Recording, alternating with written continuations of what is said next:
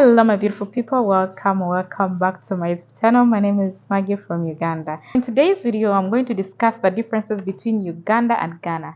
Make sure to watch till the end of this video to see the major differences between Uganda and Ghana. During daytime it is around 31.6 31.7 in Ghana degrees Celsius, and in Uganda it's around 24 degrees Celsius on a normal day. At night in Ghana, it is around 23 degrees Celsius, but then in Uganda, it is around 17, sometimes it can go 16 or 15.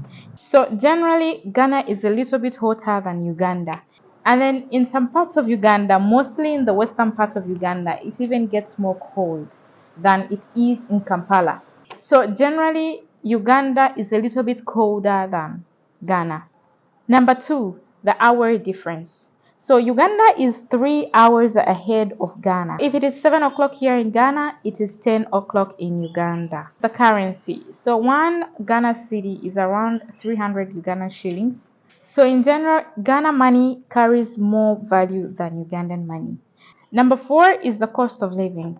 So in Ghana here, if you want to get a proper meal, it can be around $4 in a restaurant. And in Uganda, you can generally get it maybe at around 2.6. So food is a little bit cheaper in Uganda than it is in Ghana here. Let's say, for example, you want to buy fruits in a market. Let's say avocado, you want to buy avocado. By the way, guys, do you know that in Ghana here, in most of the markets, if you go to buy an avocado and you say, I want an avocado, you will not get what you want. So they call avocado pear.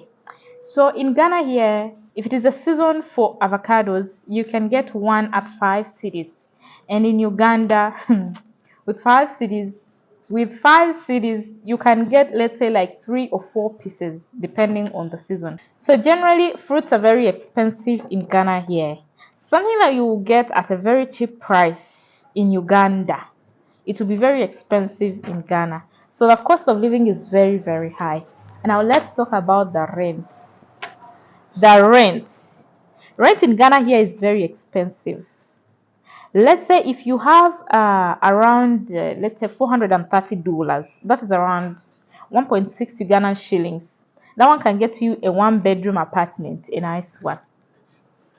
But in Uganda, if you have 1 million, that is around $270. If you have 1 million, you can get a very good apartment. So you see the difference from $430 to $270.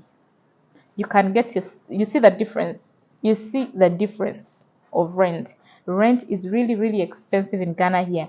And another thing that makes it even more unbearable, did you know that you have to pay 1 year? For example, if you have to pay $400, you have to multiply it by 12 months and pay your landlord.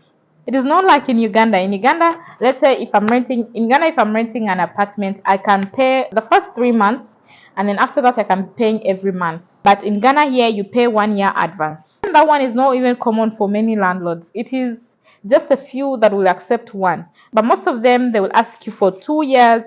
They will ask you for 3 years. Some of them, if you bargain, they can accept the 1 year payment. So guys, it is very, very expensive to rent in Ghana.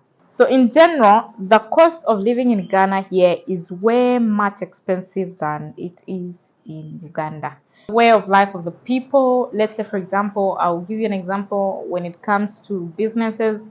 Let's say for example, somebody has a shop in Uganda. Most of the times, if you have a provision shop around the residential areas, or maybe not in town, the residential areas. In town, people normally open at around 8 by 7, 8, they are open, and then by 5, 6, they are closing. But in Ghana here, even around the residential places, somebody will open at 9, and they will close by 5, 6 o'clock, they are done. But in Uganda, around the residential areas, those shops normally, they don't close very early, and they open very, very early. Let's say somebody can open their shop at around 5 o'clock or sometimes 6 o'clock, depending on how safe the area is, and then they will close at around 11 or sometimes 12, depending on how safe the place is. So you see the level of stress that we do stress ourselves is too much. But in Ghana here, if somebody wakes up and opens their shop, they can even work for 8 hours and they are done. Yes, so we stress ourselves so much in Uganda than they do stress themselves in Ghana here. They like peace. They love to enjoy themselves. The way we cook in Uganda, we normally steam our food. Let's say if I'm cooking a local or traditional meal, most of the times we cook our normal local traditional meals. It's very hard to find, let's say, a family that will be cooking pasta and all these things, all these fast foods. It's very hard. Most of us, we love our local foods. So if we are cooking, most of the times we put if you're Ugandan, you know what I'm talking about. We put everything in one pot and then we steam everything. Most of the times we don't use as Sister Joa. So in Ghana here, most of the food that they cook, they will either use palm nut oil, or we add any other oil. Because let's say, for example, you're making shito or you're making stew, we normally use some oil to fry most of the things. Unlike in Uganda, we rarely eat the oil. Food packaging. So in Uganda, we rarely pack our food in plastics. Let's say in a plastic direct. So if you are in the city and you're working, most of the times they have some girls that will be bringing around food in a plate for you. But it is very common in Ghana here that they will put, let's say, banku, or let's say kenke. If you buy kenke, so they'll put, let's say, the banku or the kenke, or let's say the face the wall. If you buy face the wall, or you buy fufu and you're taking it a takeaway in a normal, let's say, a restaurant, they can put it for you in a plastic. Yeah, but which is not common in Uganda. They can even put for you the soup in the plastic. Yes, the soup, the meat, and everything, they'll put it for you in the plastic. But we rarely do that in Uganda. If you're doing a takeaway, most of the times they do aluminium or they do these other takeaway things. But if in Ghana here, it depends where you're buying the food. It depends where you're buying the food. Yes. If you are buying the food in a high-end restaurant, there you get the packaging very well. But I've not seen so many of them using the aluminium foil. They normally use the other food packaging, let's say the ones that are made out of plastic or something. But in Uganda, most of the takeaways, they normally use the aluminium foil. Hi, Mama. Hi, Mama. Hi, Mama.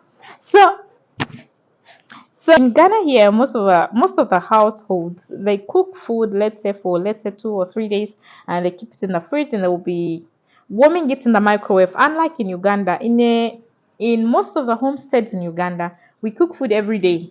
We cook soup and food every single day. Yes. So if you're a housewife, you have to cook every single day. Yes. So that's how we do it in Uganda. I think it's because of the type of food we eat, because most of the foods here in Ghana, they are fermented. Yes. And in Uganda, it is the matoke. The matoke, there is no way you can cook it and keep it in the fridge and then warm it. It will not have the same taste, and also it will be hard. Also,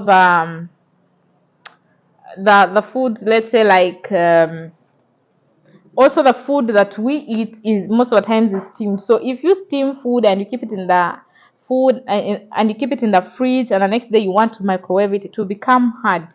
It will not be exactly how it's supposed to be. So we cook every single day. And also what I've noticed is that the reason as to why, maybe, I'm not very sure, that maybe in Ghana here we cook food for, let's say, 2 or 3 days and then keep it in the fridge, is because their cooking is very hard. But in Uganda, cooking is very easy. In Ghana here, cooking can take you so many hours than it can take you in Uganda. That's why. So in Ghana, if I come back from work, I went to work and I come back from work, I can prepare a meal just within an hour. I can prepare a meal just within an hour, or let's say two, and I'm done. Unlike it is here in Ghana, the cooking takes a little bit more time, because sort this, sort that, and all that stuff. It takes a lot. Number 10, and this is the last one. In Ghana here, they use more soft drinks than we use in Uganda. the soft drinks like Coca-Cola, Pepsi, and all these other things. They even have other brands like Angel Cola and Bell Cola and all these other things. Unlike in Uganda, we normally use water, tea, or porridge or something in the morning for a breakfast. So those are the major differences I have noticed between Uganda and Ghana. So you can make your comparison and decide which country you would like to stay in depending on your preferences. Thank you so much for sticking by to watch till the end of this video. If it's your first time, please consider hitting the like button and the subscription button so you get notified every time I upload. See you next time. Bye.